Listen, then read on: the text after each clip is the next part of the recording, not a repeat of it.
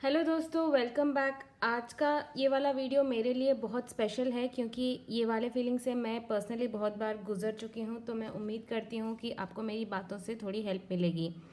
तो लॉकडाउन में या लॉकडाउन के बाद या इस पैंडमिक के दौरान आपने बहुत सारे सिचुएशंस फेस करी होंगी जहाँ पे आपको ज़रूरी चीज़ें नहीं मिली होंगी या आपको बहुत मुश्किलों का सामना करना पड़ा होगा। पैसों की कमी महसूस हुई होगी, खाने की कमी महसूस हुई होगी, आप किसी दूसरी जगह पे स्टक होंगे, घर नहीं पहुंच पा रहे होंगे, आपके नियर एंड डियर सिक हो गए होंगे या आप खुद सिक हो गए होंगे। तो हो सकता है कि इस लॉकडाउन में या इस पैंडेमिक के दौरान आपने बहुत सारी प्रॉब्लम्स फेस करी होंगी। लेकिन बहुत सारे ऐसे लोग हैं और ये वीडियो स्पेशली उनके लिए है जिन्होंने कोई मुश्किल का सामना नहीं किया। उनके पास घर है, रहने को घर है, अपना है, किराए का है, फ़र्क नहीं पड़ता, लेकिन वो अपने घर में सेफ हैं। उनकी सारी फैमिली एक ही जगह पे है, कोई कहीं भी स्टक नहीं है, सब घर में सेफ हैं। सबके पास पैसे हैं, खाने पीने की चीज़ें मिल रही हैं। और ये शायद वो कैटेगरी के लोग हैं जो तरह तरह के अच्छे अच्छे खाने बना के अपने व्हाट्सएप पे स्टेटस लगा रहे होंगे। अपनी हॉबी परस्यू करने का इनको टाइम मिल रहा है। बुक रीडिंग इन्होंने की या फिर स्टिचिंग इन्होंने सीखी, कुकिंग करी।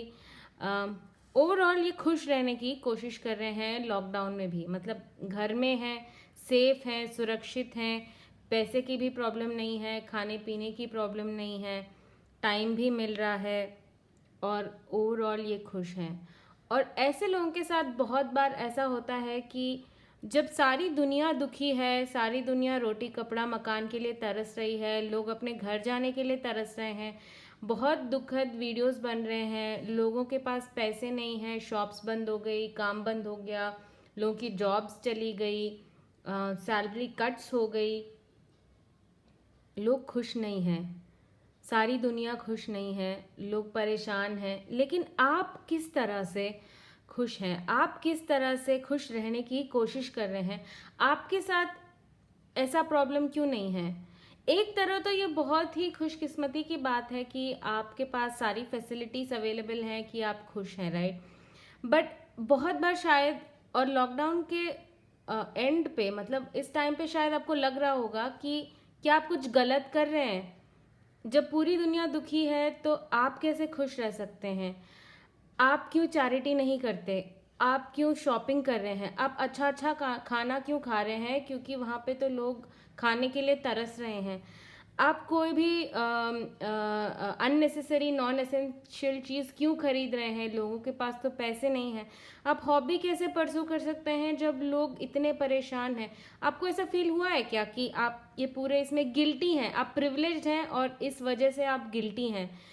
तो मेरा ये वीडियो आपके लिए है क्योंकि अगर आप प्रिविलेज्ड हैं सेफ रहने के लिए, सिक्योर रहने के लिए, और आप उस प्रिविलेज की वजह से गिल्टी फील कर रहे हैं, तो मैं उम्मीद करूंगी कि ये वाला वीडियो आपको थोड़ा हेल्प करेगा। आप ये समझिए कि ये सारी चीज़ें आपके पास आई कहाँ से? ये सारी चीज़ें आपके पास इसलिए आई होंगी कि शायद आपने पढ़ लिख के अपनी ज़िंदगी में कुछ हासिल किया होगा।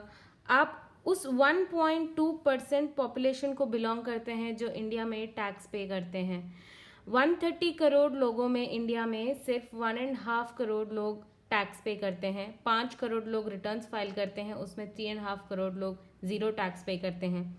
हो सकता है आप वो कैटेगरी के लोग हैं जो टैक्स पे करते हैं और इकोनॉमी आपकी वजह से चलती है। मैं ये नहीं कहूँगी कि सिर्फ आपकी वजह से चलती है, लेकिन आप एक बहुत इम्पॉर्टेंट कंट्रीब्यूशन देते हैं इकोनॉमी चलाने के लिए। और अगर आपने ये सब चीज़ें करी हैं तो आपको थोड़ा तो बेनिफिट मिलना चाहिए। और बंदा पढ़ता लिखता किस लिए है, जॉब किस लिए करता है, मेहनत किस लिए करता है कि मुश्किल घड़ी पे उसके पास रोटी कपड़ा मकान हो रहा है। और जिस चीज़ के लिए आपने इतनी मेहनत करी, जो चीज़ जब आपको मिल रही है तो आपको गिल्ट नहीं होना चाहिए। मैं एक और बात आपको बता दूं, अगर आपने टैक्स पे करने के बाद पोस्ट टैक्स आपकी जो इनकम है उसमें कुछ भी आपने सेविंग कर ली, कुछ भी इन्वेस्टमेंट कर लिया, उसका जो रिटर्न मिलता है उस पे भी आपको टैक्स देना पड़ता है। सिंपल सा एग्जांपल मैं आपको देती हूँ। अगर आप फिक्स डिपॉजिट रखते हैं, फिक्स डिपॉजिट से आपको मान लीजिए 100 रुपये का इंटरेस्ट मिला, 100 रुपये आपके अकाउंट में नहीं आएंगे, उसमें से भी 10-20% टैक्स कट करके आपको आएगा। तो 1.2% पॉपुलेशन को बिलोंग करते हुए भी आपको अपनी ही पोस्ट टैक्स सेविंग्स पे फिर से टैक्स पे करना पड़ता है। ऊपर से अगर आपने कोई चीज़ परचेज करी तो उसका वैट, जीएसटी अलग। तो आप इनफ कंट्रीब्यूट कर रहे हैं इकोनॉमी के लिए through first tax payment, investment पे tax payment and then consumption पे टैक्स पेमेंट। तो गिल्टी मत होइए। और कोई भी, मैं रिक्वेस्ट करूंगी सबको कि किसी को भी चैरिटी करने पे मजबूर मत कीजिए।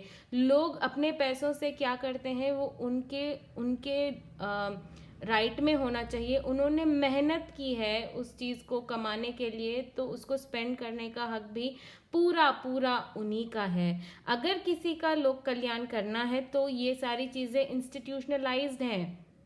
कुछ लोग इतना टैक्स पे करते हैं कि उससे 5-10 फैमिलीज आराम से जी पाएं, और उन लोगों को कोसा जाता है कि आपने ये वाली परचेज क्यों करी, इससे इतने सारे लोगों को खाना मिल जाता।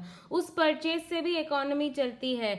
जो नॉन एसेंशियल परचेज होता है उसमें भी फैक्ट्रियां चलती हैं, उसमें भी सेल्स के जॉब्स होते हैं, उस शॉप मालिक का भी इनकम आता है। आप ये समझिए, अगर कोई भी बंदा एसेंशियल या नॉन एसेंशियल कहीं पे भी पैसा खर्च करता है, उससे हमारी इकोनॉमी चलती है, उससे भी किसी का भला होता है। तो लोगों को गिल्ट ट्रिप करना बंद कीजिए। मैं बहुत सारे यूट्यूब वीडियोस देखती हूँ जिसमें अगर किसी ने लग्जरी हॉल कर दिया तो नीचे आप कमेंट सेक्शन में देख सकते हैं कि इतने का बैग क्यों लिया, इसमें तो इतने गरीब हो जाते, यहाँ पे दान कर देना चाहिए था। वो उनका पैसा है।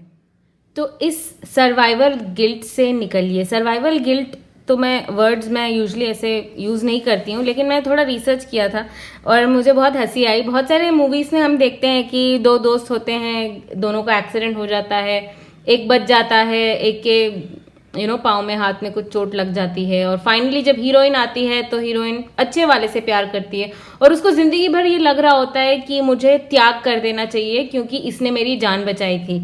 इसको शायद सर्वाइवल गिल्ट कहते हैं। और इस गिल्ट से आप देख सकते हैं उस पूरे मूवी में हीरो बेचारा बिल्कुल खुश नहीं रह पाता। अगर कोई बच गया है, अगर किसी के पास फैसिलिटीज हैं, किसी ने उस चीज को अर्न किया है, तो उसको हक है अपनी ज़िंदगी अपने तरह से जीने का। तो मेरी आप सबसे ये विनती है कि अगर आप इस कैटेगरी को बिलोंग करते हैं तो आप ये चीज़ याद रखिए कि आपने इस चीज़ के लिए ज़िंदगी भर मेहनत की है, पढ़ाई लिखाई की है, जॉब में घिसते आए हैं, तब जाके आपको थोड़े पैसे मिले हैं ताकि मुश्किल घड़ी में आपको मुश्किल ना हो। इसी चीज़ के लिए आपने इतनी मेहनत करी है, तो उस मेहनत को, उस अचीवमेंट को एक गिल्ट के इसमें आके आप दुखी ना हो।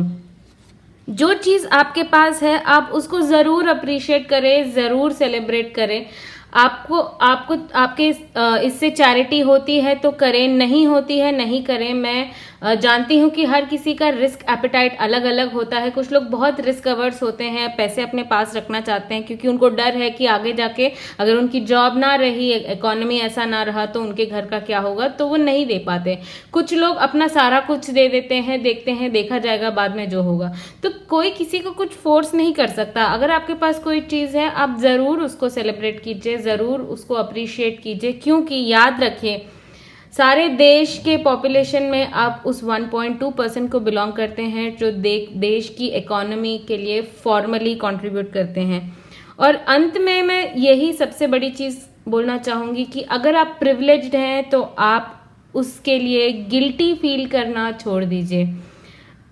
आप गिल्टी मत फील कीजिए, रिस्पॉन्सिबल फील कीजिए कि आपको ये प्रिविलेज मिली है, और अगर आपसे हो सकता है तो सोसाइटी के लिए कीजिए, नहीं हो सकता तो गिल्टी मत फील कीजिए, क्योंकि मैं फिर बता रही हूँ आपने वो चीज़ अर्न करी है। अगर आप जॉब से आपने अर्न नहीं की, आपको हेरिडिटरी मिली, किसी ने तो कमाया है, किसी ने तो मेहनत की है, तभी आपको मिला है, राइट? तो जो भी आपको मिला है, जो भी आपके पास है, अगर आप खुश हैं तो खुश रहिए।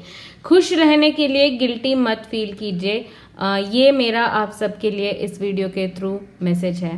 Thank you.